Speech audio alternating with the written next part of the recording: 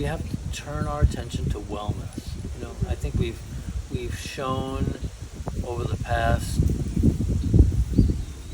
50 years at least that the idea of getting sick and then relying on pharmaceuticals and surgery to try to repair us has yielded some pretty extraordinary results, but at the end of the day, our lifespans are shorter, not longer.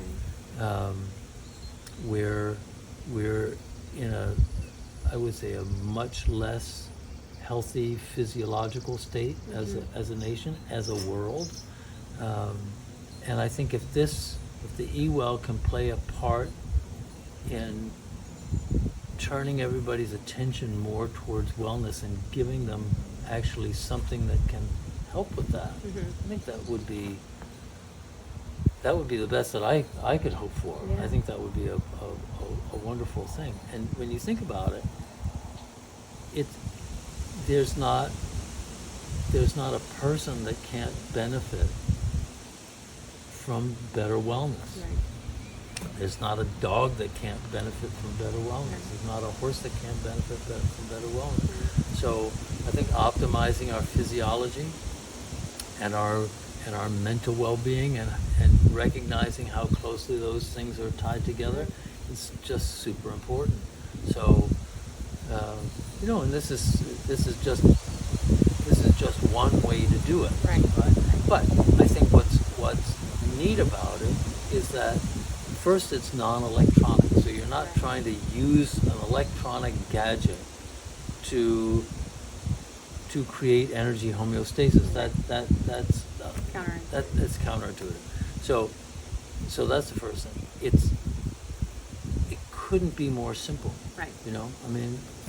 Just clip it on, or put on your belt, or put on your dog, or put on and then you forget about it. The one thing you have to do is ground it every day. And that's 10 seconds running it under the tap, or grounding yourself.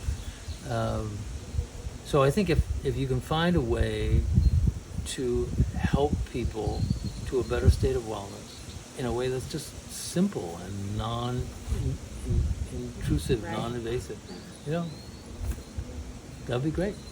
Yeah. And if you can help elite athletes like yourself, and older athletes like myself continue on doing what they love to do at a fairly optimal level, that's also good. That's very rewarding, because I think that there's an advantage that riders have typically, and that we can do what we do for many more years.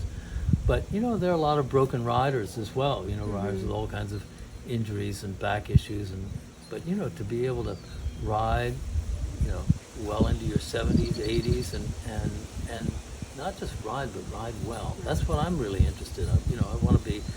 I've made it my goal every day to be a better rider than I was the day before, and so and I think I'm succeeding in that, and I think I would imagine you'd have the same sense of being as an athlete yourself, that you want to be a better athlete today than you were yesterday. Right. So, that's exciting. That's kind of fun to look forward to.